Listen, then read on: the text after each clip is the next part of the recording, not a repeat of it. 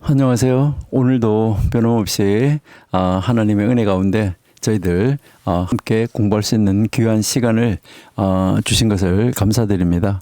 하나님 안에서 하나님이 원하시는 삶을 살아내는 귀한 우리 청교도 신학원 여러분, 오늘도 아침에 기도하고 또 성경 보고 또 말씀 안에서 승리하는 하루를 만들어 갈 수 있기를 소망합니다. 잠시 기도하겠습니다. 하나님 감사합니다.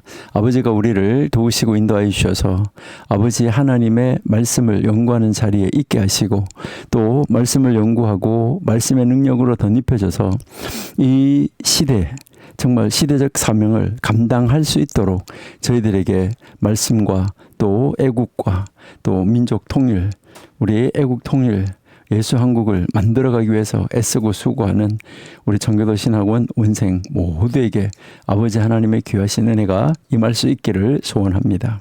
그래서 우리 앞장서서 인도하시는 이 시대의 선지자 우리의 정광 목사님과 함께 힘을 합하여 아버지께서 우리에게 주신 사명을 넉넉하게 감당해낼 수 있는 저희가 될 수 있도록 인도하여 주옵소서.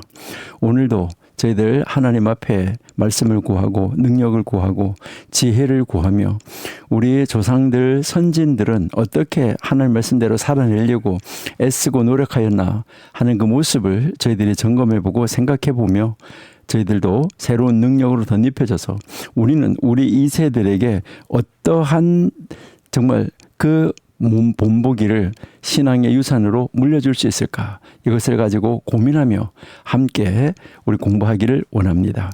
하나님이 친히 선생님 되어주셔서 가르쳐 주시고 꼭 기억해야 될 것은 기억하고 신앙의 유산을 물려줄 것은 물려줄 수 있도록 도우시고 혹시 선진들이 놓쳤던 것은 우리가 고쳐서 더 잘할 수 있는 저희들이 될 수 있도록 인도하여 주옵소서. 아버지께 온전히 모든 것을 의지하며 예수님의 이름으로 기도드립니다. 아멘. 오늘부터 이제 우리 피르케 아보트 지금 4장 12절 할 차례인데요. 조금 제가 수업하는 것을 조금 바꾸어서 진행을 한번 해보려고 합니다. 여러분들이 좀 낯설고 익숙하지 않더라도 함께 하면서 이해해 주시면 감사하겠습니다.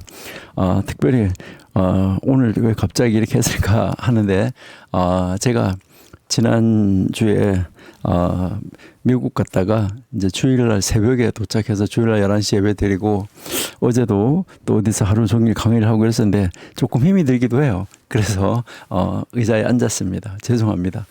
여러분들과 함께 공부하고 또 하나님의 그 말씀을 우리가 이 세상에서 이루어 드리는데 넉넉하게 이루어 드릴 수 있는 정말 말씀대로의 삶을 살아낼 수 있는 우리의 귀한 청교도 신학원 원생들이 다 될 수 있기를 바랍니다.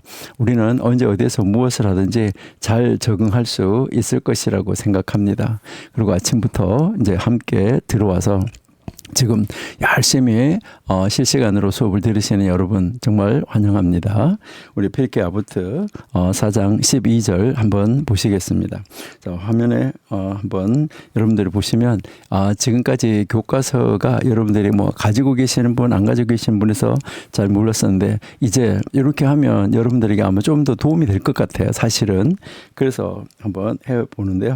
자, 여기에 오늘 우리에게 이 미시나 4장 12절이 나가는데 이 4장 12절 우리 한번 읽어보면요. 자, 메이르는 말한다. 이 랍비라는 말은 여러분들이 잘 아시는데 이 랍비 하면은 이 랍비라는 말은 나의 선생님이라는 말이에요. 예수님을 보고도 랍비여 했던 것처럼. 그래서 메이르 선생님이 말을 했는데 뭐라고 말했냐 하는 것이죠. 뭐라고 말했냐면 너희의 사업 활동, 그러니까 사업 활동을 줄이고 토라 연구에 전념하라. 이것은 여기서 이제 토라라는 말은 먼저 여러분들이 성경이라는 말이다. 이렇게 이해를 하시면 좋을 것 같아요.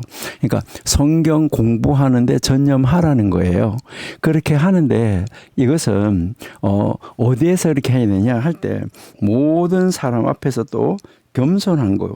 하나님 말씀을 공부한 사람 겸손해야지 되고요.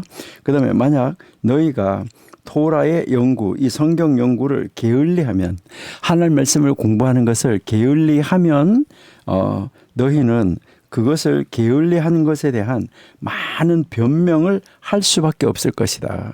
그러니까 변명을 하게 된다는 거죠. 내가 이래서 그래요? 내가 이래서 그래요? 우리가 조금 이따 한번 볼 건데요.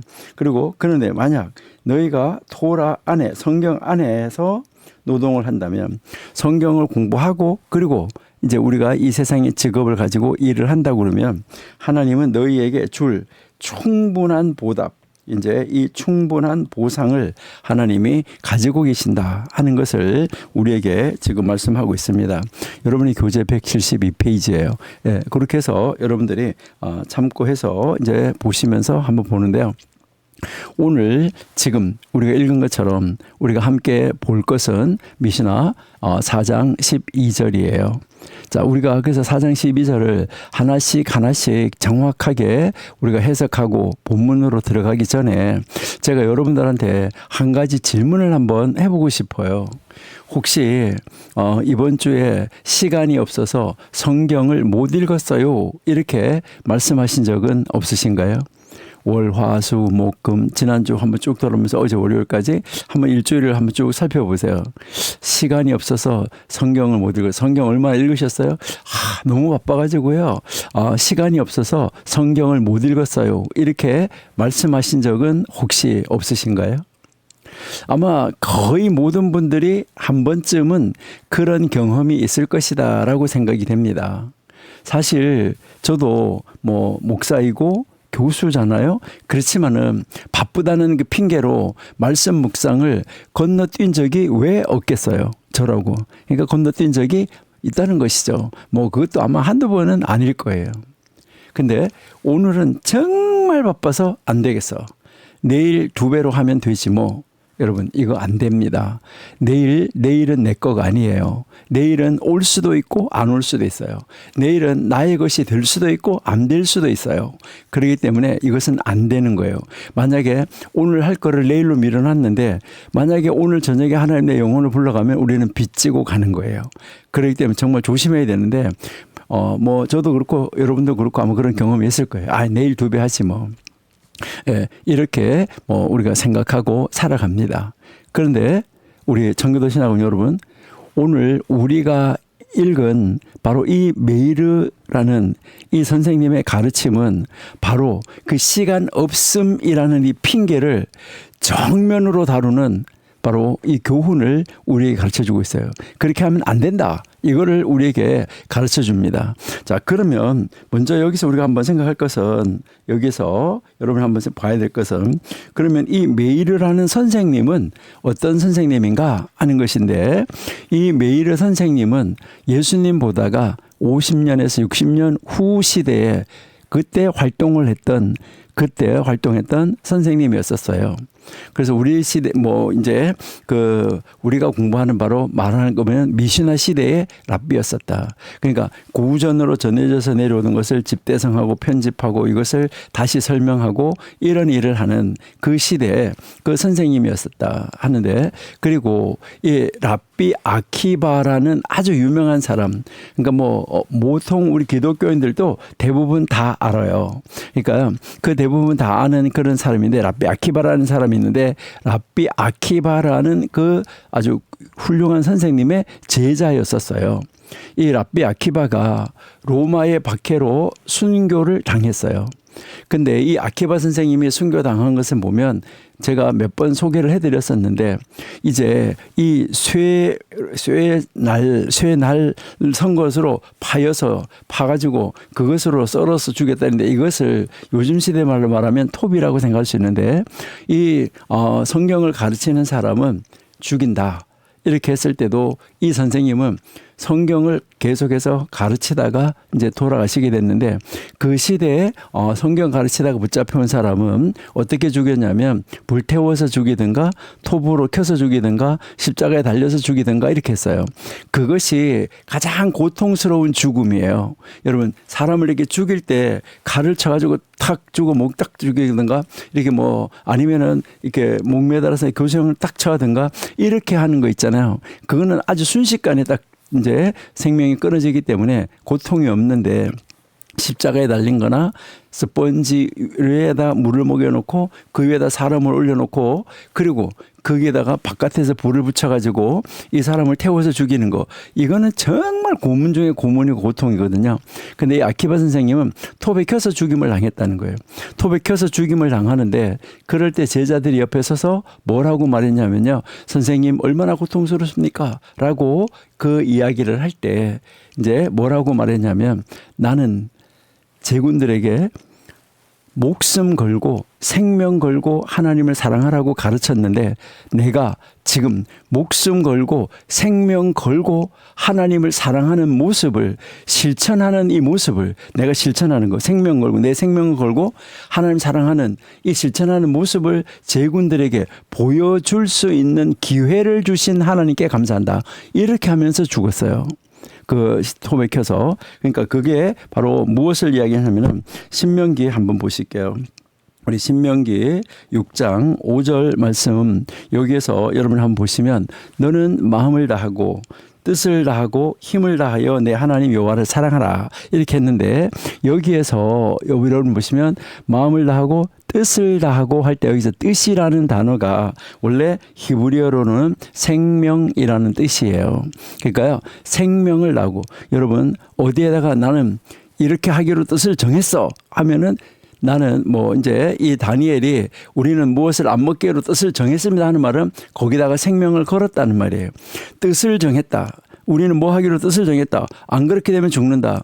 여기에서 이 생명을 걸었다는 말인데 이 뜻이라는 말이 그래서 생명을 다해서 죽기까지 하나님을 사랑하라 이렇게 가르쳤는데 자기가 제자들에게 이렇게 가르쳤는데 자기가 제자들에게 그 가르친 것을 실천할 수 있는 기회를 주신 하나님께 감사한다. 이렇게 했던 바로 그 선생님, 그 선생님의 제자예요. 그래서 그 선생님의 제자인데 그래서 그 선생님이 로마 박해로 이 순교를 당한 후에도 이 토라 성경의 가르침을 계속해서 박해 속에서도 이어갔던 그 중요한 인물이 바로 누구냐면 메이르라는 선생님이에요. 그러니까 지금 이렇게 우리가 생각해 보면 작 2000년 전에 살았던 인물이죠. 그죠? 지금부터 약 2000년 전, 1900년 전 이럴 때 살았던 인물입니다. 그래서 이제 이 사람, 이 선생님을 부를 때 뭐라고 불렀냐면은 선생님 중에서 뭐라고 불렀냐면 바알 하네스라고 불렀어요. 바알 하네스. 이 말은 무슨 말이냐면은 바알 하네스는 기적을 행하는 이런 뜻이에요. 그래서 이제 우리 선생님 바알 하네스, 기적을 행하는 선생님 메이르 이런 별명을 가지고 있었습니다. 근데 왜 그런 별명을 가지고 있었는지는 확실하진 않아요. 그런데 그의 그 가르침, 바로 이 메이르 선생님의 가르침 자체가 사람들의 삶을 변화시키는 기적 같은 일을 했기 때문이다. 이렇게 지금 전해지고 있어요. 그러니까 이 선생님이 가르친 그 가르침이 바로 이제 그 가르침을 받은 사람들이 그 사람들이 삶이 변화되어졌다는 거예요. 그래서 그 선생님의 가르침을 받은 사람들이 그 삶이 변화시켜지는 이 모습을 바라보면서 기적 같은 일을 했다. 여러분 잘 아시죠? 정말 사람은 변하기가 어렵습니다. 근데 그 선생님의 이 가르침이 바로 무엇을 했냐면 많은 사람들에게 이제 우리가 이렇게 보면 이제 이 많은 사람들에게 아주 깊은 영향력을 줬다라고 이야기하는데 이거 영적인 영향력을 끼쳤다. 이것을 이야기를 하는 것입니다. 그리고 특별히 이 선생님은 성경을 이제 공부하는데 이 성경을 어떻게 공부하라고 했냐면 이제 나의 삶 속에서 일상이 되게 하라. 그러니까 나의 삶 속에서 일상이 되게 하라. 이게 루틴이 되게 하라고 이렇게 이야기하는데 이 말은 무슨 말이냐면 습관이 되게 하라는 거예요. 습관. 그래서 그렇다고 해서 습관적으로 매너림에 빠져서 하라는 말은 아니에요. 그러니까 그렇게 하나님의 말씀에 우선순위를 둬라. 이렇게 지금 하고 있는 것입니다. 그러니까 성경을 공부하는 것을 내 삶에, 내 일상에, 그 삶 속에 집어넣어라. 그런데 그것을 어떻게 통합해서 나의 일과 그다음에 이 하나님 말씀을 공부하는 것과 이거를 통합을 이루어서 살아갈 것인가. 이것을 이야기를 한 거예요. 그리고 또 이 선생님이 가장 중요하게 가르치는 것은 겸손이었었어요. 그러니까요, 겸손이 왜 중요한가 여기에 대해서 아주 강조했던 아주 유명한 그런 선생님인데, 자, 그러면 우리가 이제 한 구절씩 한번 먼저 살펴보도록 그렇게 할게요. 제일 먼저 너희의 사업 활동을 줄이라 라고 이야기하죠. 그렇죠? 너희의 사업 활동을 줄이고 토라 선구, 바로 이 성경 연구에 몰두하라, 이렇게 지금 이야기를 하고 있어요. 자, 여기에서 사업을 줄이고 토라 성경에 몰두하라. 여러분들은 이 모습을 딱 대하면서 어떤 것이 여러분들의 머릿속에 스치고 지나가고 어떤 생각이 드나요? 여기서 이게 도대체 무슨 말인가? 사업 활동을 줄이고 성경 연구에 전념하라. 이것을 여러분 한번 잘 생각해 보셔야 되는데, 여러분들은 여기에서 꼭 주목해서 보아야 될 말이 있는데, 무슨 말이냐면은 사업을 하지 말라고 안 했어요. 사업을 하지 말라는 게 아니에요. 그래서 많은 사람들이 그러면 성경에 전념하기 위해서 직업도 다 그만두고 뭐 성경 공부만 해야 돼요? 이렇게 이야기하는 거, 그것을 말하는 게 아니에요. 사업을 하지 말라가 아니고 뭐라고 그랬어요? 줄이고라고 그래요. 줄이라고요. 그러니까 줄여라. 이게 아주 중요한 말인데, 이 말은 바로 이 선생님은 성경 공부한다고 세상을 등지고 산속으로 들어가서 수동성처럼 살아라, 이 말 아니에요. 그리고요, 그 천주교에서 이렇게 하는 것처럼 수도사가 되라, 이 말 아니에요. 이것은 완전히 세속적인 일을 포기하라 하는 말이 아니에요. 여기에서 이 선생님이 오늘 여기서 가르치는 것은 사업 활동을 줄이고 바로 성경 연구에 전념하라. 이것은 우리에게 무엇을 말하냐면은 우선순위를 결정하라는 거예요. 여러분, 우선순위가 뭐냐는 거예요. 여러분들에게 있어서 우선순위는 무엇입니까? 사업 활동이 우선입니까? 성경 연구가 우선입니까? 여러분들에게는 하나님이 우선입니까? 직업이 우선입니까? 이 우선순위를 결정하라. 그리고요, 이 우선순위를 조정하라. 이것을 말하는 거예요. 그러니까 여러분들이 이야기를 할 때 여러분들의 직업이 무엇입니까? 했을 때 여러분들은 첫 번째 직업이 하나님 믿는 것입니다라고 대답하실 수 있나요? 그리고 두 번째 직업이 여러분들의 지금 직장의 일이라고 말할 수 있나요? 그러니까 여기에서 우리가 가르치는 것은 무엇이 먼저이고 그다음 무엇이 나중인가, 이것을 분명히 해라. 이것을 지금 가르치는 것입니다. 우리 시편 1편 2절을 제가 한번 볼게요. 자, 우리 같이 한번 보세요. 시편 1편 2절, 여기 보니까 여호와의 율법을 이제 즐거워하여 그의 율법을 주야로 묵상하는 자로다. 그러니까 여기에 오직 여호와의 율법을 즐거워하고 주야로 묵상한다. 여기에 이 주야는 뭐예요? 우리 잘 아시죠? 밤과 낮으로 묵상한다는 것이죠. 이것이 복이 있는 사람의 특징이다, 이렇게 말하고 있어요.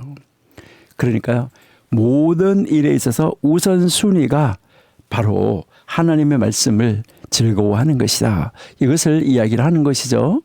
우리 잠언 23장 4절 또 한번 볼게요. 잠언 23장 4절. 예, 자, 여기에 보시니까 잠언 23장 4절에 보시니까 부자가 되기에 애쓰지 말고 내 사사로운 지혜를 버려라, 이렇게 이야기를 하고 있습니다. 여러분, 부자 되는 것 자체가 나쁜 게 아니에요. 그것이 나쁜 게 아니라 어디에다가 에너지를 쏟아 붓느냐, 무엇이 우선이냐, 이것을 이야기를 하는 거예요. 그러니까 이제 어떤 일을 하는데 거기에다가 막 모든 에너지를 딱 쏟아부어서 이것을 최우선으로 삼는 것에 대해서 성경은 경고하고 있는 거예요. 나중에 여러분들이 혹시 많이 공부하신 다음에 우리가 탈무드라는 것 많은 사람들이 이야기를 하는데, 여러분, 이 탈무드는요, 그렇게 이 세상 사람들이 말하는 것처럼 그렇게 간단한 게 아니다 하는 것을 우리가 한번 생각해 볼 수 있는데요. 자, 이거 보이시나요? 예, 탈무드, 이게 탈무드예요. 여기 탈무드 여러분이 보시면은 여기에 이제 이 보시면은 이제 여기에 탈무드 바블리라고 써져 있는 건데, 자, 여기 보이는 것만이 몇 권쯤 보이는 것 같으나요? 이런 책이 74권이에요. 그러는데 뭐 시중에 있는 책 탈무드가 뭐 어쩌고 저쩌고 어린이 탈무드, 지혜 탈무드 뭐 그거 한 권 읽었다고 탈무드 읽었다고 어디 가서 말씀하시면은 안 돼요.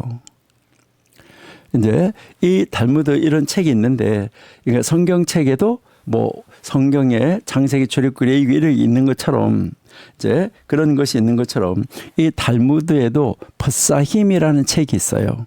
그 펫사힘이라는 책 50b에 보면 어떤 말이 있냐면, 세상의 일은 줄이고 토라의 일, 성경의 일은 넓혀라, 이런 말이 나와요. 그러니까요, 여기에서 뭐 하냐면 세상 일 줄이고, 그 다음에요 성경 읽고 성경 공부하고 예배하고 기도하고 이런 것은 늘려라, 넓혀라, 이렇게 이야기하고 있습니다. 이게 지금 바로 이 메이르가 가르치는 선생님하고 내용이 일치하는 내용이다 하는 것을 우리가 볼 수가 있고요. 우리가 이 피르케 아보트 2장 2절을 우리가 공부를 했었는데 뭐 했었냐면, 성경 연구는 생계를 유지하는, 생계와 함께 해야 하는데 성경이 중심이다. 그러니까요, 이제 먹고 사는 일도 굉장히 중요한데, 그렇지만은 그 생계하고 함께 해야 돼요. 일하지 않고 성경만 막 하고 이렇게 뭐 까마귀가 날라주겠지. 물론 까마귀가 날라주죠. 그렇지만은 이 성경 연구는 생계와 함께 해야지 된다라고 이것을 우리가 공부를 했어요. 자, 이 말은 다 무슨 말이냐면, 생계를 무시하고 교회 가서 살아라, 생계를 무시하고 성경만 읽어라, 생계를 무시하고 예배해라, 생계를 무시하고 뭐 철회해라. 저는 아주 놀라운 것이 어떤 거냐면, 어떤 분이 명함에 천일 철야기도 4번, 뭐 40일 금식기도 몇 번, 뭐 몇 번, 이게 명함에 써져 있더라고요. 그런 명함 여러분 받아본지 모르는데요, 참 놀라운 건데요. 여러분들은 명함을 중심으로 사지 마시고 여러분 비석 중심으로 살아야 돼요. 여러분, 명함이나 여기 앞에 책상 앞에 붙여놓는 명패나 이런 것은 누가 만들어요? 자기가 만들어요. 내가 문구를 다 수정할 수 있어요. 근데 비석은요, 죽은 다음에 어떤 사람이 나한테다 써놓는 말, 도대체 무엇이라고 쓸까? 무엇이라고 남겨질까? 여기서 우리가 뭐 생계를 무시하고 그렇게 하라는 것이 아니라, 우리의 모든 삶의 중심에는 누가 있어야 된다고요? 하나님이 있어야 된다. 이것을 이야기를 하는 것입니다. 그러면 우리가 지금 첨단 과학시대라고 하는 21세기를 우리가 살아가고 있는데, 이 21세기를 사는 우리에게 이 오늘 메이르가 가르치는 이 말, 사업활동을 줄이고 성경 연구에 몰두하라, 이 말을 우리에게는 어떻게 구체적으로 적용할 수 있을까? 왜 그래요? 아까 이거 언제 가르침이라고 그랬어요? 지금부터 2000년 전이라고 그랬잖아요. 2000년 전에 살았던 우리 유대인이 아니에요. 우리는 회사에 출근해야 하고, 학교에 가야 하고, 가게를 운영해야 하고, 농사를 지어야 하고, 그런데 어떻게 사업을 줄이고 토라에 몰두하라는 말인가? 이거죠. 여러분, 여기에서 가르치는 것은 결국은 시간 관리의 문제라는 거예요. 시간 관리. 그러니까 우리가 시간 관리 어떻게 하냐. 여러분에게 하루에 주어진 시간이 얼마나 됩니까? 여러분에게 지금 하루에 주어진 시간은 똑같이 누구에게나 24시간이에요. 누구에게나 24시간인데 이 24시간을 어떤 사람은 25시로 쓸 수도 있고 어떤 사람은 23시로 쓸 수도 있어요. 그러니까 어떤 사람은 25시간으로 활용을 할 수도 있고 어떤 사람은 23시간으로 할 수도 있다. 그러니까요, 이것은 어떻게 내가 시간을 배분하느냐, 이게 문제라는 것이죠. 우리가 보면 우리 모두에게 24시간은 동일해요. 부자에게도 가난한 사람에게도 대통령에게도 우리에게도 시간은 24시간이에요. 그런데 여기서 이 24시간이 주어졌는데 여기에서 문제는 무엇이냐? 이 문제가 뭐냐 하는 거죠. 여러분, 24시간이 주어졌는데 이 문제는 이 24시간을 어떻게 우리가 사용하느냐, 이게 문제예요. 그러니까 이 24시간을 어떻게 활용하느냐 하는 것이죠. 어떤 사람은 시간을 낭비해가지고 12시간 밖에는 못 쓰는 사람도 있고 어떤 사람은 36시간처럼 활용하는 사람도 있다는 것이죠. 여러분, 우리 한번 이 시간에 여러분 솔직하게 한번 생각해 봐요.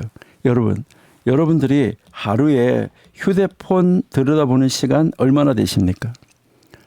휴대폰 보는데 시간은 얼마나 쓰시나요? 이게 한국의 통계가 나와 있는데 통계에 보면 참 놀라울 정도인데요. 한국 사람들이 하루에 4시간이랍니다. 4시간. 그러면 24시간 중에서 4시간, 6분의 1을 뭐 하는 데 쓰고 있어요? 스마트폰 보는 데 쓰고 있어요. 물론 스마트폰으로 장사하시고 스마트폰으로 장사하고 스마트폰으로 사업하고 스마트폰으로 모든 거를 하는 사람들, 이런 사람들은 어쩔 수 없겠죠. 그러나 이게 모든 사람들이 이 스마트폰 가지고 뭐 사업하고 이런 것은 아니잖아요. 여러분, 4시간을 뭐 넷플릭스나 유튜브나 뭐 다양한 그러한 그 매체에 시간을 쏟아붓고 있다는 것이죠. 뭐 이제 저녁에 사람들이 뭐 월화 연속극, 뭐 무슨 연속극, 주말 연속극, 그 저녁에 드라마 한 편 보고 그리고 유튜브 영상 몇 개 보면 한두 시간은 훌쩍 하고 지나가지 않습니까? 그런데 성경 읽기에 얼마나 쓰냐는 거예요. 성경. 자, 휴대폰 4시간. 자, 물론 꼭 뭐 하는 사람은 해야 되는데 그러면 성경에 시간을 얼마만큼 투자하느냐 하는 거예요. 여러분, 성경 읽는데 시간 얼마나 투자하십니까? 글쎄요. 이거는 기독교인들 대상으로 해서 평균이 어디 뭐 이렇게 조사한 것이 있나 보니까 그런 거를 얼마를 쓴다는 거 평균 나와 있는 것은 없더라고요. 우리가 시간이 없어서 성경 못 읽었어요 라고 그렇게 말을 할 때 사실 어떻게 보면 이것은 정직한 표현이 아니에요. 정확하게 말하면 뭐예요? 성경을 읽는 것이 나의 하루의 일상의 일 중에서 우선순위에서 앞에 있지 않았다는 거예요. 우선순위가 아니었다는 거예요. 그러니까 성경 읽는 것이 0순위, 1순위, 2순위, 3순위 이렇게 있을 때 성경을 읽고 기도하는 것이 몇 번째 순위에 있었느냐 하는 거예요. 시간이 없는 게 아니죠. 우선순위에서 밀린 것이죠. 제가요, 이제 학교에서 이제 가르치다가 이제 은퇴를 하고 지금 우리 청교도 신학원에 와 있는데, 자, 우리가 그 사회생활을 하면서요, 제가 사회에서 많은 사람들 만났어요. 정말 바쁜 사람들도 많이 봤어요. 새벽 5시에 일어나서 밤 11시에 집에 들어오는 그런 분들도 있어요. 근데 신기하게도 새벽 5시에 나가서 밤 11시에 들어오는 분들 중에서도 매일 성경을 읽는 분들이 계시더라고요. 어떻게 그럴 수 있느냐? 여러분, 그분들은 성경을 읽어야지 된다는 그 성경을 읽는 것이 우선순위가 있었기 때문에 출근 시간에 지하철에서 15분, 점심시간에 밥 빨리 먹고 10분, 잠자리 들기 전에 10분, 이렇게 이 조각난 시간들을 모아서 하루에 3, 40분을 성경을 읽는데 투자하고 있더라는 거예요. 여러분, 우리가 이렇게 계획표를 세울 때 보통 15분 단위로 자르라 그래요. 15분 동안 뭐하고 15분 단위로 자르는데 왜 15분 단위로 그렇게 짧게 자르라고 하냐?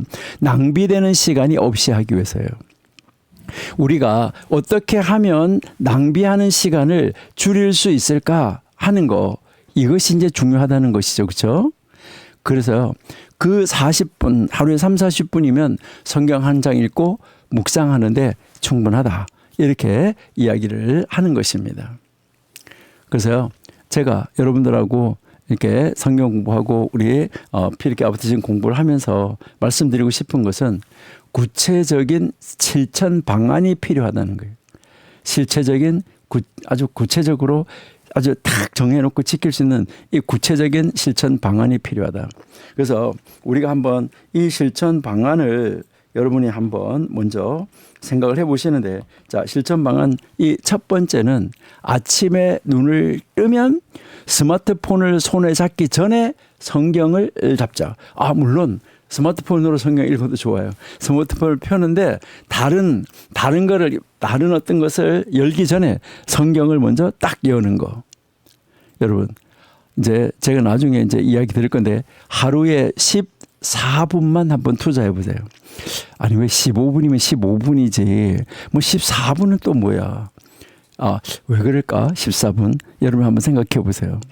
여러분, 커피 한 잔 마시는 시간 보통 15분이라고 그래요.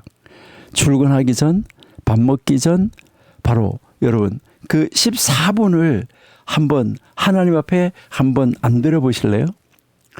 우리 한번 그렇게 아침에 일어나서, 그러니까 아침에 우리 14분 한번 하나님 앞에 한번 드려보시자고요. 그 다음에 두 번째는 점심시간 있잖아요. 점심시간. 예, 제가 그 신학 이제 대학원 거기서 강의를 하는데 어떤 분이요, 아주 정말 이제 그때 제가 교수로 뭐 처음 와서 했을 텐데, 그런데 저보다 나이가 한 10살 정도 더 많으신 그런 분이었었는데, 그래서 신학교 와서 공부를 하시는 분인데, 그분은 점심 때 여기에 어디 가면 그 점심 때 딱 그 사람들을 위해서 예배하는 그런 교회가 있대요. 30분간. 그래서 그 자기네 동네, 그 자기가 출근하는 동네 그게 있어가지고 얼마나 좋은지 모른대요. 그래 가서 거기 가서 예배 딱 드리고 나와서 밥 먹고 딱 들어오면 1시간이 딱 맞다고. 그렇게 했는데 이 점심시간을 어떻게 활용하는가. 자, 밥 먹는데 30분 걸리면 그 후에 10분을 투자해서 아침에 이 읽었던 14분 안에 읽었던 이 말씀을 다시 한번 묵상해 보는 거예요. 그 말씀을 아침에 읽었던 그 말씀, 내가 오늘 오전까지 이 말씀을 붙잡고 어떻게 했나, 이것을 이제 생각을 해 보시라는 거예요. 스마트폰으로 뭐 성경 앱을 열어서 읽어도 물론 이제 좋겠죠. 그다음에요, 세 번째는 가족과 함께 저녁에 이렇게 둘러 앉아서 성경을 이야기하는 시간을 10분이라도 가져보시라는 거예요. 아니면 밥상머리에 앉아가지고도, 야, 내가 오늘 아침에 성경 읽었는데 이렇더라. 너 성경 읽는 건 어떠냐? 그러니까 저녁 이제 식사하시면서 테이블에 앉아가지고, 아니면 또 자기 전에 온 가족이 모여서 성경 구절 같이 한 절이라도 읽고 짧게 나누고 짧게 기도하는 거, 이라는 것이 얼마나 좋을까. 여러분, 이것은 불가능할까요? 예. 여기 어떤 분이 여기에 이제 채팅에 올려오는 건 의지, 마음의 의지의 문제라고 그러는데요. 여러분, 가능합니다. 불가능한 일을 우리가 해보자, 이게 아니에요. 물론 하나님은요, 불가능한 걸 가능하게 하시는 분이에요. 근데 우리는 아니죠. 그러니까 이것은 가능한 일이다 하는 것이죠. 그리고 여기에서 중요한 것은 뭐냐면, 항상 우리는 하나님 앞에서 완벽하려고 하는데 절대 그렇게 할 필요 없어요. 하나님은 우리가 모자라는 거 다 아세요. 완벽함이 아니라 꾸준함이에요. 그러니까 매일매일. 여러분, 약을 먹어도 그래요. 먹었다 이렇게 하면 안 되고 꾸준하게 먹어야 되는 거죠. 여러분, 하루 1시간을 목표로 딱 세워놔서 1시간 동안 내가 이렇게 해야지, 1시간 동안 그래도 내가 24분의 1, 1시간 정도는 해야지. 그렇게 해서 실패하는 것보다가 하루 14분이라도 꾸준히 365일을 하는 거, 이게 훨씬 낫다 이거예요. 그래서 오늘 여기에 지금 이 메이르가 지금 우리에게 말씀하고 있는 것, 이분이 지금 우리에게 이제 이 가르치고 있는 것은 무엇이냐 하는 것이죠. 우선순위가 어디에 있는지 이 우선순위를 결정하라는 거예요. 그래서 사업을 줄이고 성경에 몰두하라. 이것은 직장을 그만두라는 말이 아니다. 그러니까 하루 24시간 중에서 하나님의 말씀을 위한 이 시간을 확보하라는 거예요. 그러니까 하나님의 말씀을 내가 언제 어떻게 해서 봐야지 하고 이 하나님의 말씀에 우선순위를 둬서 그 하나님의 말씀을 위한 시간을 확보하라. 이걸 확보해서 그 시간을 하나님과 말씀과 교제하라는 거예요. 이 말이 바로 무슨 말이에요? 우선순위가 어디에 있느냐. 하나님의 말씀에 우선순위를 둬라. 이것을 이야기를 하는 것입니다. 자, 그 다음 두 번째 문장 가볼게요. 모든 사람 앞에서 겸손해라 라고 이야기하죠. 여러분, 여기서 이 겸손이라는 말, 이 말의 뜻은 무엇일까 하는 것을 여러분이 이제 한번 보셔야 되는데, 이 겸손하다라는 말을 히브리어로 보면 무슨 말이냐면은 이제 히브리어로 이야기하면 영이 낮은 이런 말이에요. 영이 낮다. 그러니까 영이 낮은, 이제 이것을 우리말로 이제 겸손하다 이렇게 이야기하는데, 여기에서 정말 이 중요한 부분이 있는데 무엇을 말하냐면 이제 모든 사람 앞에서 겸손하라는 거예요. 여러분은요, 여러분보다가 지위가 높은 사람, 이런 사람 앞에 가면 뭐해요? 겸손해요, 교만해요? 여러분, 그것은 겸손 아니에요. 여기서 모든 사람 앞에서라는 말이 굉장히 중요한데 왜 이게 중요하냐는 것이죠. 여러분, 이 겸손은 여기서 우리가 가르치는 것은 선택이 아니라 필수라는 거예요.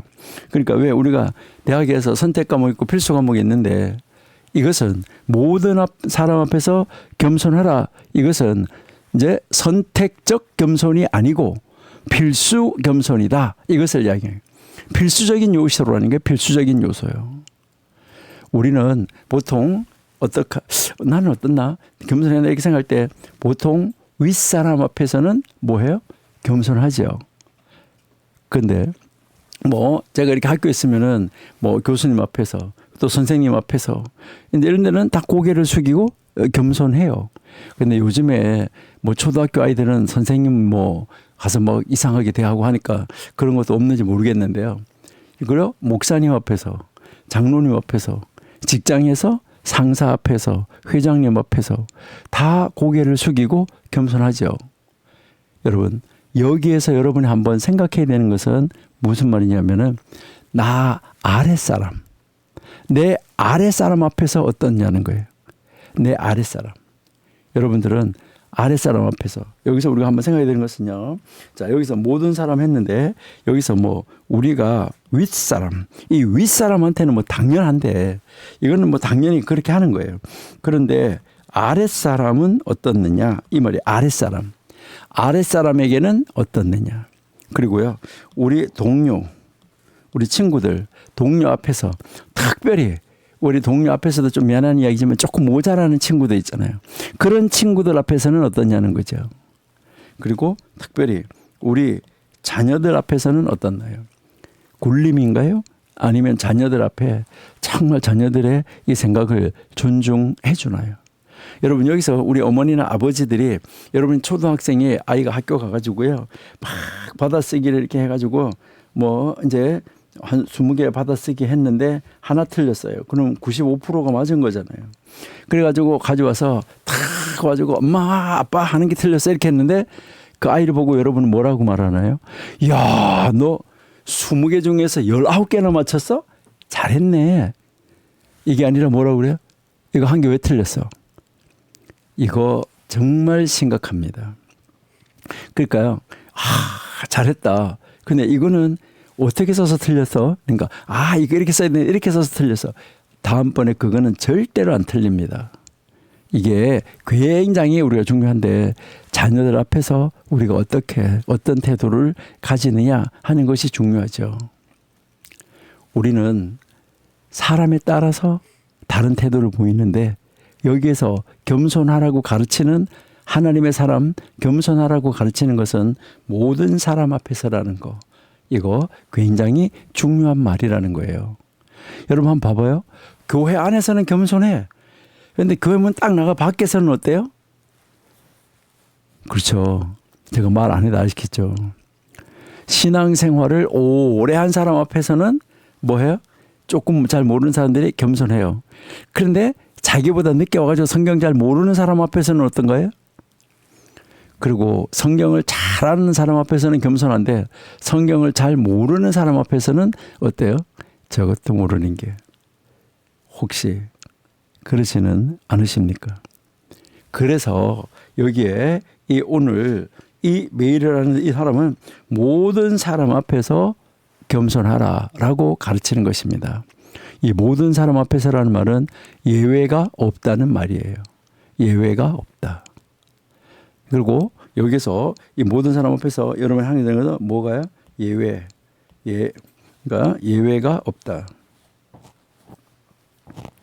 그러니까 이제 이 어떤 것에서도 우리는 이 예외를 두면 안 된다. 그리고 우리의 상황. 상황이 그래서 어쩔 수가 없어요. 이렇게 하는데 아니에요. 모든 상황을 가리지 않는다. 이게 모든 사람 앞에서다 하는 말인데요. 우리 미가서 6장 8절 한번 읽어볼게요. 미가서 6장 8절.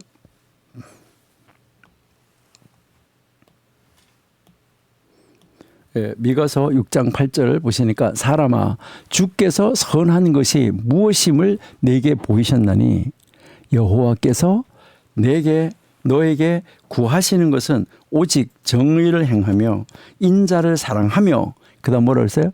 겸손하게 너 하나님과 함께 행하는 것이다. 여러분 앞에 쭉 설명을 하고 나서 뭐라고 말했냐면 겸손하게 너의 하나님 앞에서 너의 하나님과 함께 행하는 것이다. 이것을 이야기를 하고 있어요. 여러분 시편 우리 창세기 17장 1절 여러 번 봤던 구절인데 한번 보실까요? 자, 아브라함이 99세 때에 그 여호와께서 아브라함에게 나타나서 그에게 이르시되 나는 전능한 하나님이라 너는 내 앞에서 행하여 완전하라. 여러분 하나님 앞에서 살아야 됩니다. 자, 그래서 오늘 미가서 좀 전에 우리가 읽었었는데 여기에 미가서에서 보시니까 무엇을 우리에게 하나님이 요구하는 것은 바로 뭐예요? 겸손하게 하나님과 함께 하나님 앞에서 행하는 거예요. 이것이 하나님이 기뻐하는 삶이라고 우리에게 가르쳐주고 있잖아요. 그렇죠? 잠언 22장 4절도 한번 보실까요? 잠언 22장 4절. 겸손과 여호와를 경외함의 보상은 여러분 겸손과 여호와를 경외함의 보상은 겸손의 보상 그리고 여호와를 경외함의 보상 이걸 말하는 거예요. 겸손의 보상을 이야기를 하죠. 그러니까 겸손과 여호와를 경외함의 이 보상은 재물과 영광과 생명이다. 이거요 정말 놀라운 말입니다.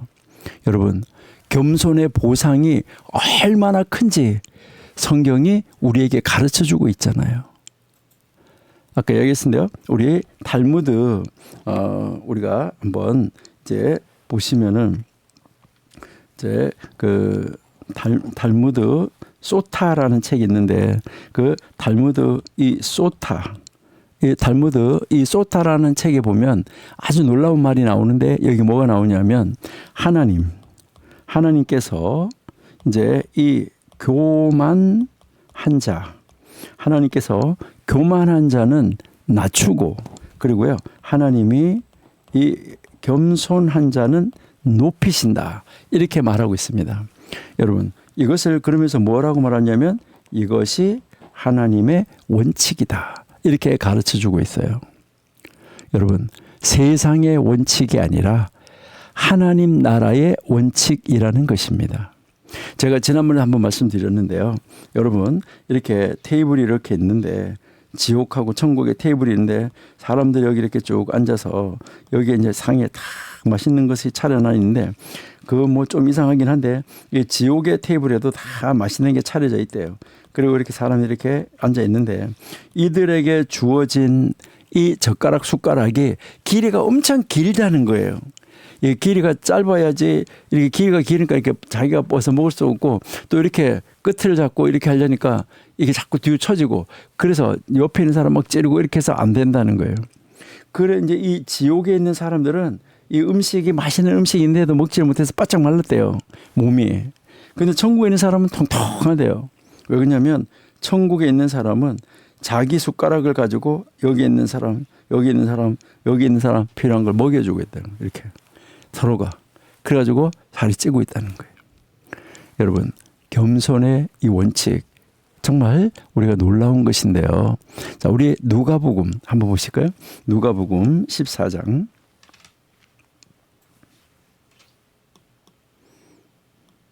예, 누가복음 14장 11절.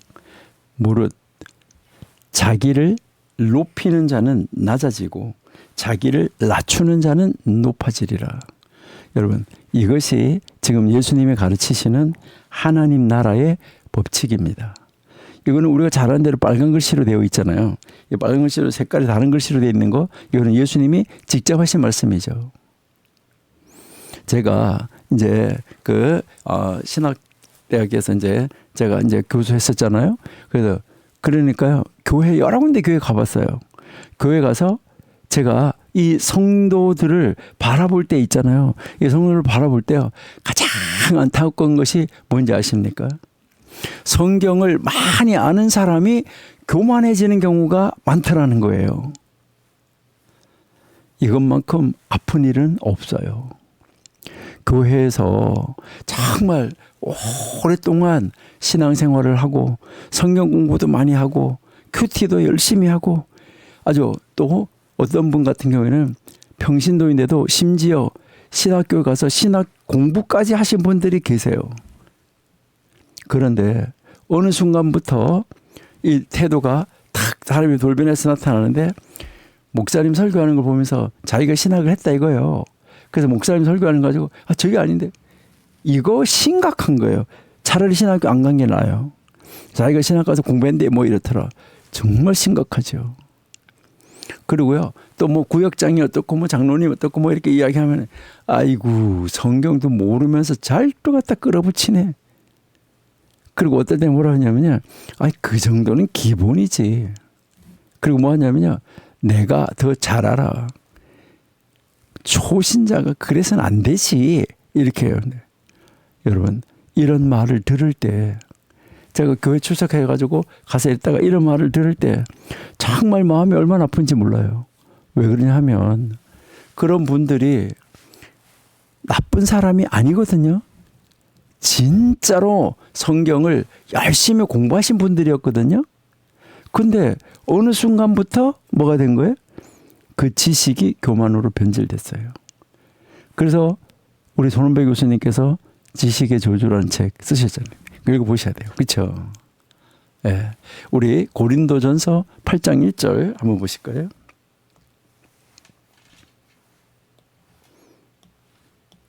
예.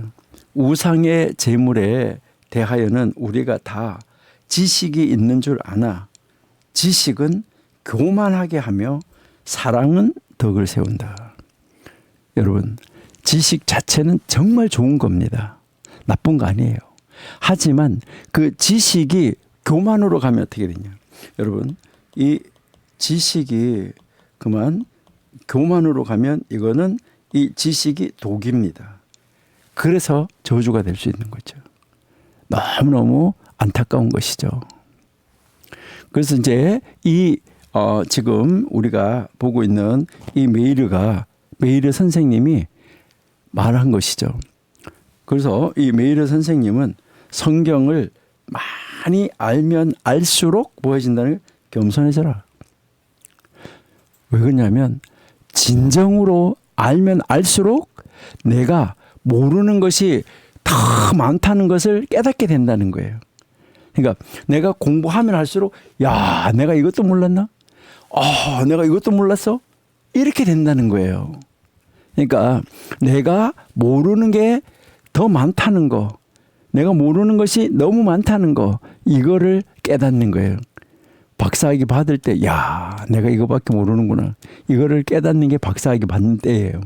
사실은 박사학위는 뭐 하는 거죠? 박사학위는 이제 공부할 수 있는, 연구할 수 있는 방법을 알았다는 거예요. 그래서 그 연구할 수 있는 방법을 알아가지고 끊임없이 계속해서 뭐 해야 되는 거예요? 연구해야지 된다. 이것을 우리에게 가르쳐주고 있는 것이죠. 정말 여러분도 그렇지만 저도 공부하면 할수록 공부해보면 해볼수록 나는 정말 아무것도 모르는구나 하는 것을 깨닫는다는 것이죠. 지금도 뭐 저는 매일매일 뭐 하여튼 성경 읽어요. 읽고 그 말씀을 연구하지만 그 연구하면 할수록 아니 이거 뭐야? 이거 뭐야? 이렇게 하면서 모르는 게 더 많다는 것을 자꾸 알게 되는 거예요. 여러분 여기서 여러분 생각해야 되는 것은 우리 하나님의 말씀 성경, 이 성경은 끝이 없는 보물 창고입니다. 그러니까요 끝이 보이지 않는 이 끝이 없는 보물이 가득 들어있는 보물 창고다 하는 거예요. 그렇기 때문에 진정으로 성경을 아는 사람은 뭐 할 수밖에 없어요? 겸손해질 수밖에 없어요. 반대로 조금 알고도 다 아는 것처럼 행동하는 사람, 실제로는 잘 모르는 사람이죠. 어떤 사람은 또 입으로만 하는 사람도 있어요. 그러면 여러분 우리는 어떻게 하면 겸손을 실천할 수 있을까요? 여러분 어떻게 하면 우리가 겸손을 실천할 수 있을까? 여러분이 한번 생각해 보시면은 참 좋을 것 같아요. 어떻게 하면 겸손할 수 있을까? 여기서 겸손하기 위한 첫 번째 방법은 뭔지 아세요?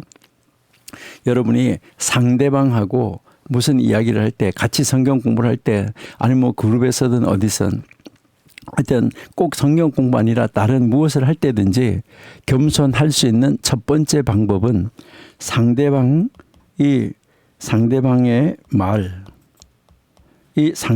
말을 끝까지 들어주는 겁니다. 이게 무슨 말이냐면 여러분 말하다가 상대방이 말 끝날 때까지 인내하실 수 있어요? 듣다가 뭐라고 그래요? 중간에 끼어들어. 그거 아니고. 그러니까 우리는 이제 상대방이 말하고 있는 그 도중에 중간에 뭐라 그래요? 그거는 여러분 이런 말 많이 안 쓰나요? 그것은 이렇게 하면서 끼어들어가지고 그 말을 가로막는다는 것이죠. 이게 교만의 시작입니다. 여러분 한번 참아보세요. 끝까지. 그것이 겸손의 시작이다. 이렇게 여러분이 이제 생각하시면 좋겠고요. 그 다음에 두 번째, 뭐 이렇게 상대방 뭐 이야기를 하는데, 그런데 이야기를 할 때 이렇게 한번 생각해 보세요. 나는 이렇게 생각하는데 이런 말 하지 말고요. 너 그렇게 생각하냐? 나는 이렇게 생각하는데 물론 좋아요. 그러는데 여기서 뭐 하는 게 좋죠? 정말 흥미로운 관점이네요. 새로운 포인트네요. 이렇게 말하는 연습을 한번 해보세요. 끝까지 들어주고 좋은 포인트입니다. 참 흥미롭네요. 이렇게. 그러니까 내가 상대방과 생각이 다르더라도 일단 그 사람의 생각을 존중하는 거, 이게 겸손입니다. 그리고 나서 저는 이렇게도 생각해 봤는데요. 혹시 어떻게 생각하세요? 이렇게 하라는 거예요. 그러니까 부드럽게 대화를 이어가는 거, 이게 겸손의 미덕이다 하는 것이죠. 그 다음에요. 세 번째는 이제 우리가 누구를 가르치려고 들지 마세요. 그러니까 우리는 그렇게 하려고 하는 경우가 많아요. 뭐 이렇게 한 가지 이야기가 나오면 그거 이렇게 하면서요. 그 사람을 가르치려고 달려들어요. 그래서 가르치려고 하기보다는 함께 배우는 자세를 가지는 거, 이게 필요해요. 우리가 성경 공부를 가르칠 때도 그래요. 제가 정답을 알려드리겠습니다. 이거 아니에요. 여러분 성경에서 정답을 알려드리겠습니다. 진짜 교만한 거예요. 함께 말씀을 살펴봅시다. 함께 말씀 속으로 들어가서 성령님의 음성을 들어봅시다. 하나님이 우리의 선생님이 되어주셔서 가르쳐 주시는 말씀을 들어봅시다. 하나님의 말씀을 함께 살펴봅시다. 이러한 자세가 필요하다 하는 거예요. 그 다음에 이 네 번째는 이제 이 초신자가 질문하잖아요. 아브라함이 누구 아들이에요? 뭐 이삭이 누구 아들이에요? 어디 보면 아주 우스운 말이죠. 아주 그런 거. 그러니까 이 초신자, 그 초신자의 질문을 절대 무시하지 마세요. 그러니까 우리가 이럴 때 아이고 저런 것도 모르는 게 장로가 됐네.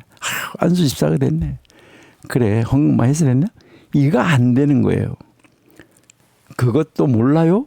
라는 이 태도는 금물입니다. 오히려 좋은 질문입니다. 저도요 처음에 그게 궁금했거든요. 저도요 처음에는 그런 게 궁금했어요. 이렇게 하면서 그 사람을 격려해주고 그 사람을 세워줘서 그 사람이 하나님의 사람으로 성장할 수 있도록 만들어줄 수 있어야지 된다는 것이죠. 그리고요 이 다섯 번째, 이 굉장히 중요한 말인데, 제가 틀렸을 수도 있어요. 이게 이제 중요한 거죠.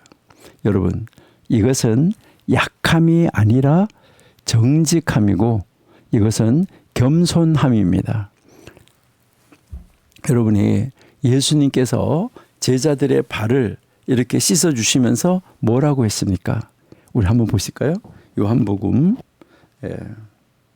13장 15절.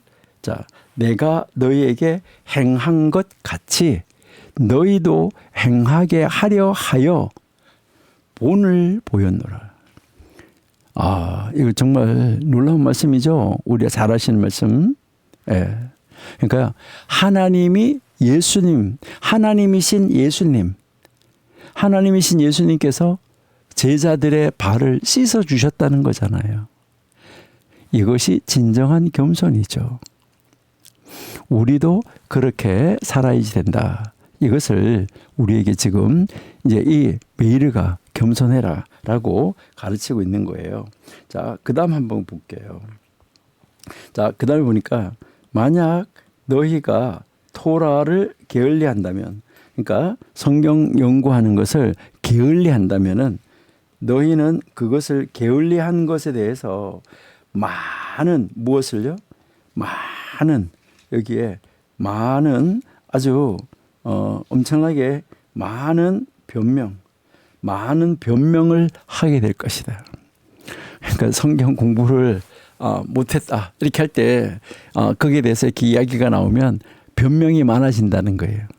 그러니까 성경 공부를 게을리하고 나면 계속해서 뭐 한다는 거예요? 변명이 늘어난다. 이것을 이야기를 하는 것이죠. 그러니까 우리가 성경을 끊임없이 계속 읽고 공부하면 괜찮은데 그렇게 하지 않으면은 이제 성경을 많이 읽어 나가지 않으면 너를 책망할 이유가 많아질 것이다. 우리를 책망할 이유가 많아진다는 거예요. 여기에서 이것을 히브리어로 직역을 해보면 많은 방해자들, 많은 병명들, 그러니까 우리를 성경 공부를 하지 못하게 하는 많은 방해자들이 있으면 거기에 많은 변명들이 따라온다. 이것을 이야기를 하는 거예요. 그러니까 하나님의 말씀을 게을리 하잖아요. 하나님의 말씀을 게을리하면 스스로 변명거리를 만들게 된다는 거예요. 자기 스스로가. 그리고 스스로를 대적하는 삶을 살게 된다. 이 말이에요. 우리 신명기 6장 6절하고 7절 한번 볼까요? 예, 오늘 내가 네게 명하는 이 말씀을 너는 마음에 새기고 네 자녀에게 부지런히 가르치며 집에 앉았을 때든지 길을 갈 때든지 누웠을 때든지 일어날 때든지 이 말씀을 강론할 것이다. 이렇게 되어 있어요. 여기에서 이 가르치는 말은 무슨 말이냐면 너는 너 자녀에게 뭐 하는 거냐면 이제 너는 너 자녀에게 무엇을 하라고요? 부지런히 가르치라는 거죠. 부지런히. 여기서 이 부지런이라는 말은 계속해서 반복해서라는 말이에요. 그러니까 계속해서 반복해서 가르치는데 어디에서 가르치라는 거예요? 어디에서든지. 언제 가르치라는 거예요? 언제든지 어디에서나 가르쳐라. 이것을 이야기하는 것입니다. 한 번 가르쳤다고 해서 그만두는 것이 아니라는 것이죠. 계속해서 가르쳐야지 된다.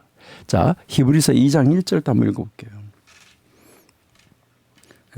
히브리서 2장 1절. 자, 그러므로 우리는 들은 것에 더욱 유념함으로 우리가 흘러 떠내려가지 않도록 함이 마땅하다. 여러분, 흘러 떠내려간다 하는 이 말에 여러분 주목해 보셔야 돼요. 여러분, 우리가 하나님의 말씀 성경을 붙잡지 않으면 아주 자연스럽게 떠내려가게 되어 있다는 거예요.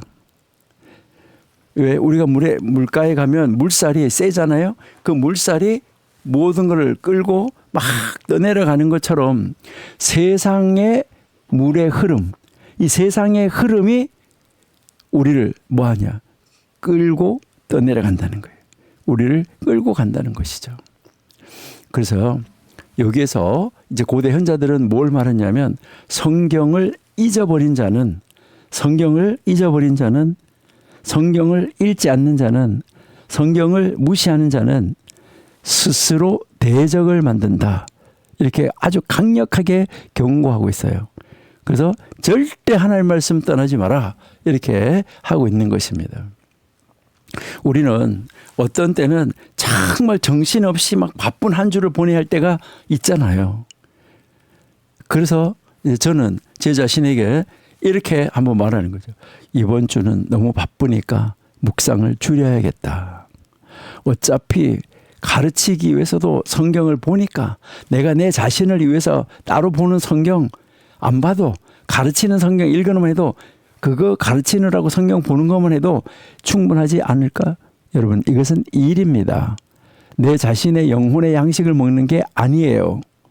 내 자신의 영혼의 양식을 먹는 것과 일하는 거, 이거 정확하게 우리 구별할 수 있어야지 돼요. 어떨 때 그런 한 주간은 그런 주간 내내 정말 말씀 묵상을 제대로 하지 못할 수도 많이 있었어요. 강의 준비를 위해서 성경을 읽기는 많이 읽지만은 이것은 묵상이 아니라 바로 뭐예요? 직업을 위한 수단이었어요. 나의 영혼을 위한 묵상이 아니라 내가 직업을 하기 위한 뭐였다는 거예요? 연구였다는 거죠. 근데 신기하게도, 아니 당연하게도 그 주간 내내 뭐 하는 거예요? 나의 입에서는 변명이 끊이지 않고 있더라는 것이죠. 아, 오늘은 정말 바빠서 내일 아침에 하면 되지 뭐. 어차피 뭐 강의 준비하면서 성경 보잖아. 그걸로 대체하지 뭐. 아이, 한 번쯤은 괜찮아.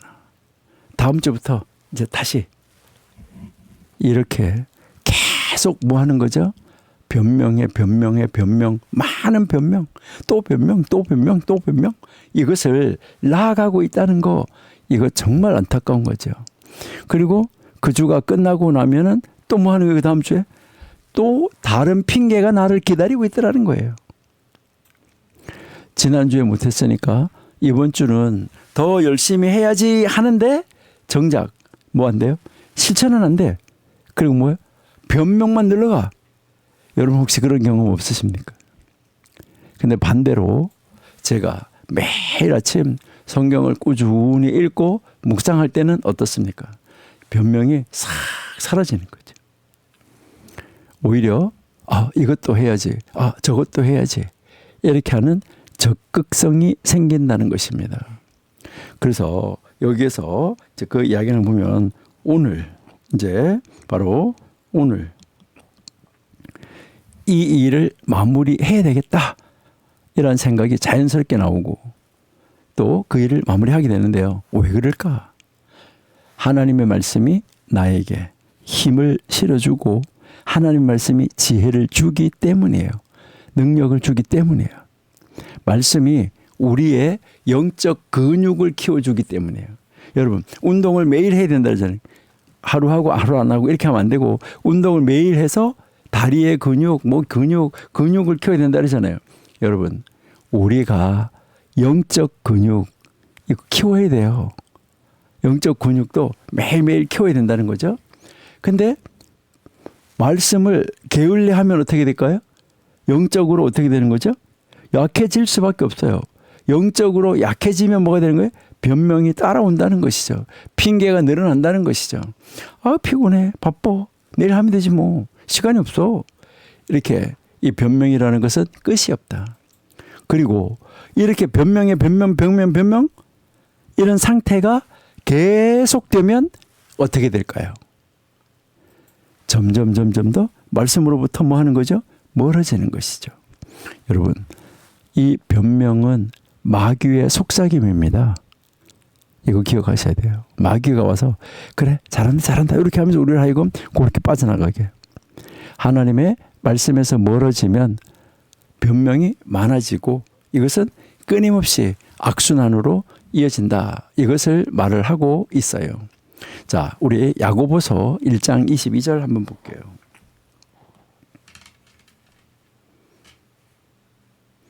야고보서 1장 22절. 자, 여기에 보시니까 너희는 말씀을 행하는 자가 되고, 말씀을 뭐 하라고요? 행하는 자. 그리고요, 행하는 자가 되고 듣기만 해서 자신을 속이는 자가 되지 마라. 누구든지 말씀을 듣고 행하지 아니하면 그는 거울로 자기의 생긴 얼굴을 보는 사람과 같고 제 자신을 보고 가서 그 모습이 어떠했는지 곧 잊어버리는 자와 자유롭게 하는 온전한 율법을 들여다보고 있는 자는 듣고 잊어버린 자가 아니에요. 실천하는 자. 이 사람은 그 행하는 일에 복을 받는다. 이렇게 가르쳐 주죠.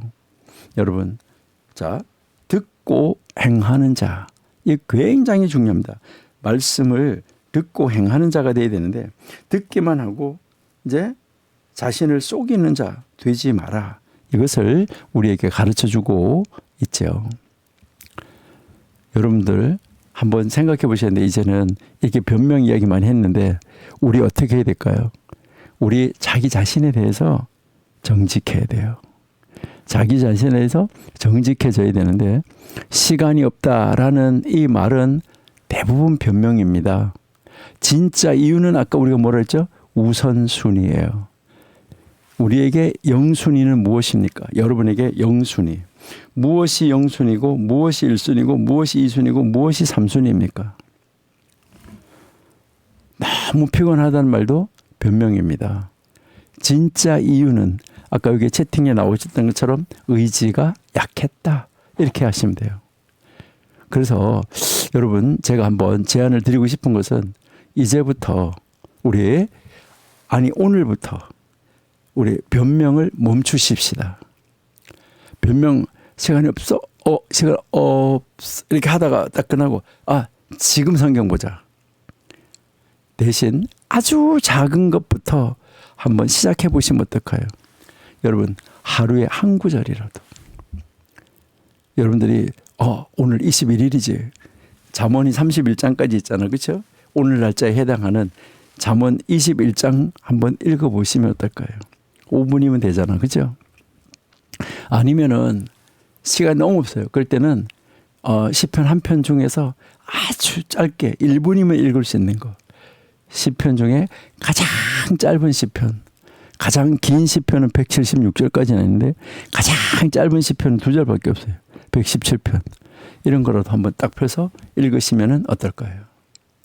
여러분 중요한 것은 여기서 아까도 앞에서 이야기했는데 중요한 것은 완벽한 것을 말하는 게 아니에요.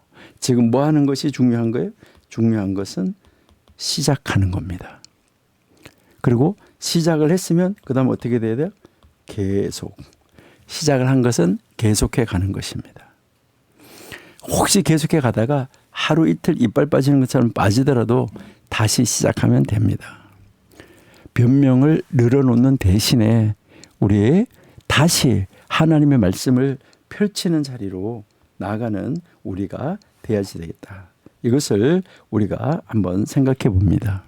자, 그 다음 구절 한번 보시면 그러나 만약 너희가 토라 안에서 노동을 한다면 그러니까 이 성경 안에서 노동을 한다면 하나님은 너희에게 줄 충분한 보답을 가지고 계신다. 여기에서 우리가 보면 여기에 이 충분한 보답이라는 말은 풍성한 보상을 이야기를 하는 거예요. 그죠? 풍성한 보상. 그리고요, 이 풍성한 보상은 다른 말로 하면 많은 보상. 많은 보상. 이것을 말합니다. 여기에서 원래 이 히브리어로 읽어보면 어떻게 돼 있냐면 그분께는, 하나님께는 너에게 줄 것이 풍성하게 있다는 거예요. 하나님께는 너에게 줄 것이 풍성하게 있다. 하나님이 우리에게 줄 것이 풍성하게 있다는 거예요. 여기서 이 말은 무슨 말이냐면 단순히 보상이 있어, 이런 보상이 있을 거야, 이런 말이 아니에요. 하나님께서는 이미 준비해 두셨다는 거예요. 그것도 얼마나 많이. 여러분, 보상이라는 것이 우연이나 가능성의 문제가 아니라 확실하게 준비되어 있다, 이것을 이야기하는 거예요.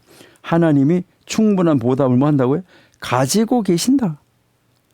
그러니까 하나님에게는 이미 이것이 준비되어 있다. 하나님이 준비해 두셨다, 이 말이에요. 하나님은 주시기 위해서 확실하게 준비해 두셨다는 거예요.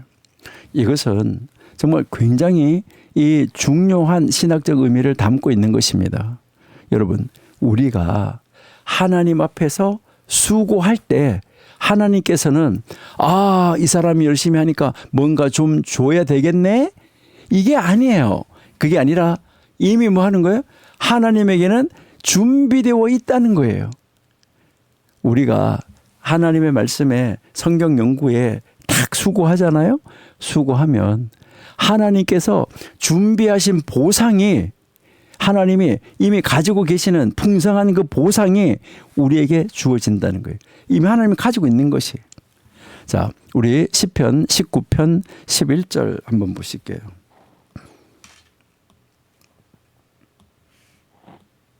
예, 또 주의 종이 이것으로 경고를 받고 이것을 지킴으로 상이 크니이다.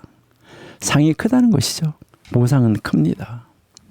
우리 잘 아는 구절, 여러분 다 아마 암송하실 것인데, 우리 히브리서 11장 6절. 예.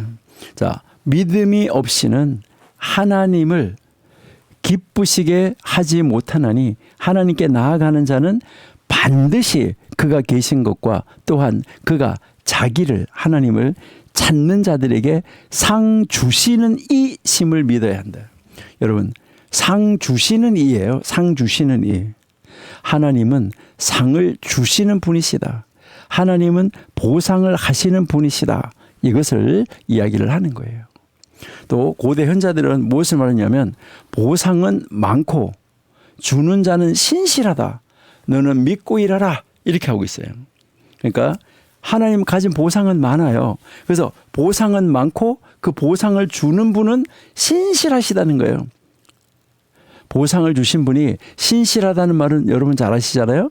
원래 이 신실하다 하는 말 뜻 여러분들이 아마 다 잘 아시고 계시는데, 여기에 이 신실하다 하는 말은 이제 말한 거 있잖아요. 한번 말을 했으면 말을 한 대로 행한다. 말한 대로 그대로 행하는 거, 이게 신실한 거예요. 여러분들은 한번 말을 딱 내뱉으면 말한 대로 행하십니까? 그런 사람은 전능한 사람이에요. 여러분들은 말한 거 한 번도 행하지 않은 것이 하나도 없습니까? 그리고요, 또 이 신실하다는 말은 약속을 했잖아요. 무슨 약속을 하면 약속한 것은 반드시 지킨다요. 반드시 지킨다. 그러니까 완벽하게 지킨다. 그러니까 이제 하나님은 약속을 지키고 말한 대로 행하는 분, 이 신실한 분인데 바로 그 보상을 주시는 분이 신실하다는 거예요. 이 말은 거짓말을 하지 아니하시는 분이다. 근데 우리 한번 생각해 보세요. 여기서 보상이 그럼 뭘까? 그렇죠? 우리가 성경을 열심히 읽어보면은 돈을 많이 벌게 될까요? 보상으로? 또 성경을 열심히 묵상하고 말씀대로 따라 살면 건강해질까요? 사업이 잘 될까요? 장수하고 오래 살까요? 물론 하나님께서 그러한 눈에 보이는 보상, 물질적인 보상도 그러한 축복도 충분하게 주십니다. 자, 그런데 우리 잠언 3장 9절 한번 볼게요. 잠언 3장 9절. 내 재물과 내 소산물의 처음 익은 열매로 여호와를 공경하라. 그리하면 내 창고가 가득 차고 내 포도즙 틀에 새 포도즙이 넘치리라. 예, 여기에서 하나님이 약속하셨어요. 하지만 여기에서 말하는 진짜 보상은 이것보다 훨씬 크다는 거예요. 여러분, 돈으로 살 수 없는 거, 세상이 줄 수 없는 보상, 이것을 주신다는 거예요. 여러분, 이게 무엇일까? 여러분, 세상이 줄 수 없는 거, 이게 바로 뭐냐 하면은요, 우리 마음의 내적 평안입니다. 그러니까요, 내면의 평안함. 여러분, 돈이 내면의 평안함을 줍니까? 우리 요한복음 14장 27절 한번 보실게요. 요한복음 14장 27절. 평안을 너에게 끼치노니 곧 나의 평안을 너에게 주노라. 하나님이 그 평안을, 예수님이 내가 너에게 주는 것은 세상이 주는 것과 같이 아니하리라. 너희는 마음에 근심하지도 말고 두려워하지도 말라. 세상이 줄 수 없는 평안입니다. 우리가 하나님 말씀 안에 거할 때 우리는 환경이 어떻든지 평안을 누립니다. 베드로가 바울이 감옥에 있을 때도, 통장의 잔고가 얼마든지, 건강이 어떻든지, 상황이 어떻든지 우리 마음속 깊은 곳에는 하나님이 좌정해 계시기 때문에 평안이 있습니다. 이것이 보상입니다. 둘째로 이제 내적 평안, 다음에 둘째로는 영적 성숙입니다. 그러니까요, 이제 우리 에베소서 4장 13절 한번 보실게요.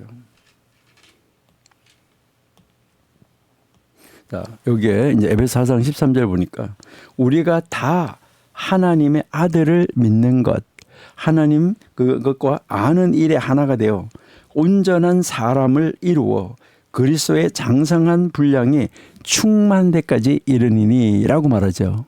여러분, 하나님의 말씀을 묵상하고 하나님의 말씀을 순종할 때 우리는 그리스도를 닮아가서 그리스도의 장성한 분량에까지 이르게 된다는 거예요. 이게 바로 뭘 말하냐면 작년의 나와 올해의 내가 달라진다는 거예요. 5년 전의 나와 지금의 내가 달라진다는 거예요. 더 인내하게 되고, 더 사랑하게 되고, 더 용서해주고, 더 겸손해지고, 이것이 보상입니다. 하나님이 우리에게 주시는 거. 그리고 그 다음 보상이 뭐냐면, 그 다음의 보상이 영원한 상급이에요.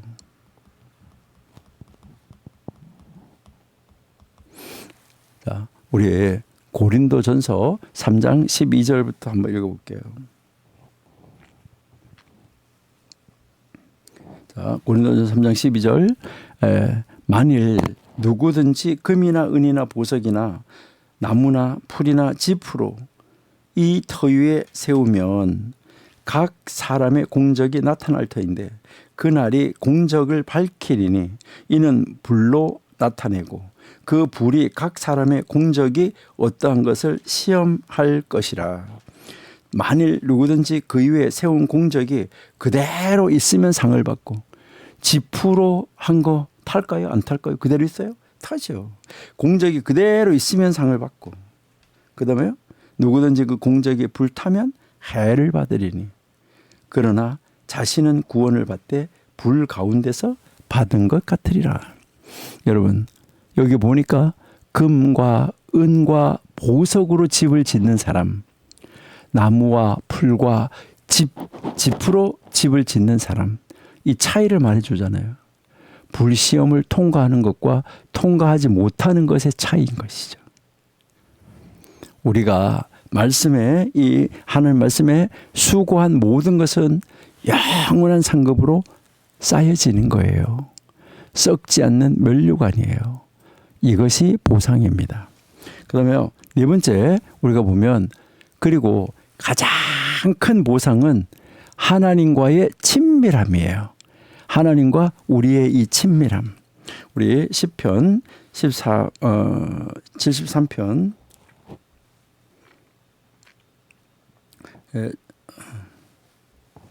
73편 25절 하늘에서는 주 외에 누가 내게 있으리요 땅에서는 주밖에 내가 사모할 이가 없다. 여러분, 하나님과 우리의 친밀함인데요. 하나님의 말씀을 묵상할 때 우리는 하나님을 만나요. 그리고 하나님의 음성을 들어요. 하나님의 마음을 알게 돼요. 하나님과 더 가까워져요. 이것이 최고의 보상이라는 거예요. 그러니까요, 하나님과 친밀.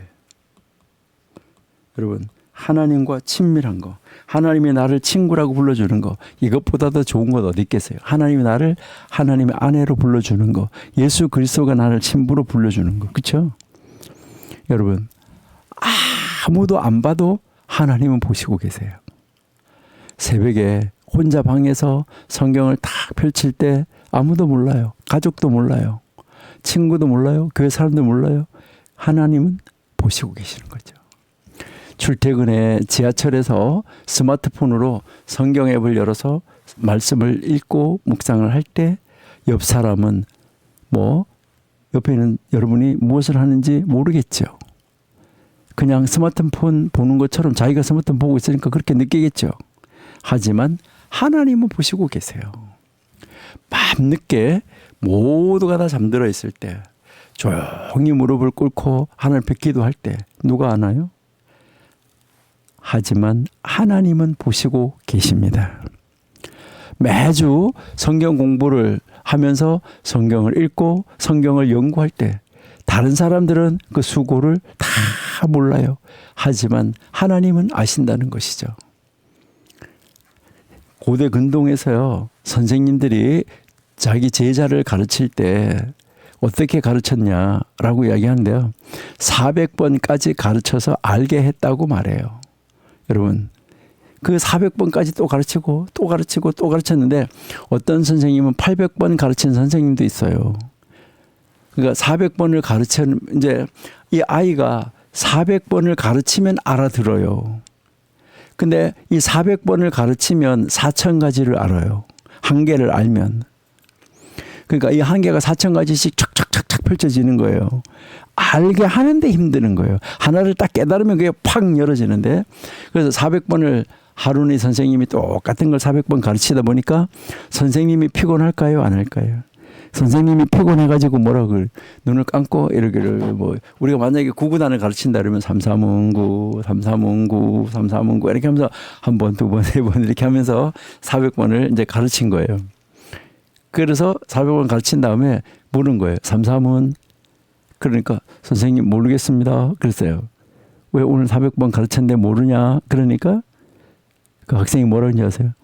오늘 선생님이 왜 눈을 감았다가 떴다가 하면서 가르칠까? 그거 생각하느라고 자기의 정신 집중이 흐트러졌대요. 여러분이 만약에 그때 그 선생님이었다면 어떻게 하셨을 것 같아요? 이런 게 있어 안 했었겠어요? 근데 이 선생님 뭐라고 했는지 아세요? 미안하다. 다시 하자. 우리 같으면 아마 한 200번 가르쳤을 거예요. 왜 아까 남은 거 한 200번 남았나 한번 보기 위해서 한 번 100번 가르치고 물어보고 또 100번 가르치고 물어보고 이렇게 하지 않았을까요? 선생님이 미안하다. 다시 딱 정자세라고 앉아서 400번을 가르쳐서 알게 했어요. 그 인내, 세상에 누구도 몰라도 하나님은 보고 아시고 계신다는 것입니다.